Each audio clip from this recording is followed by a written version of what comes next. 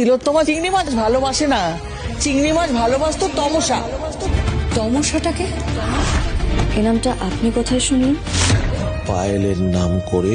তিলোত্তমা সিরিয়ালের আজকের সম্পূর্ণ পর্বটি দেখতে হলে অবশ্যই একটি লাইক ও সাবস্ক্রাইব করুন। তমসা জানতো না তিলোত্তমার চিংড়ি মাছে অ্যালার্জি আছে।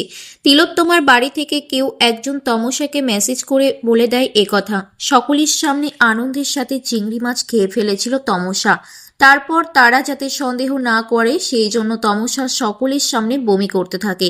সবাই তমসাকে বলে, তোমার চিংড়ি মাছে অ্যালার্জি আছে, তাহলে তুমি চিংড়ি মাছটা তো খুব সুন্দরভাবে খেয়ে ফেললে। তখন তমসা বলে, রূপকথা ভালোবেসে সকাল থেকে খাটনি করে আমার জন্য বানিয়েছে, তাই ওর মুখের দিকে তাকিয়ে আমি মাছটা খেয়ে নিয়েছি। রূপকথা বলে, তিলোত্তমা তোমার যখন অ্যালার্জি আছে তাহলে তুমি খেলে কেন?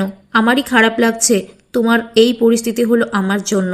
এতটা শরীর খারাপ হয়ে যাবে আমি সত্যিই ভাবতে পারিনি।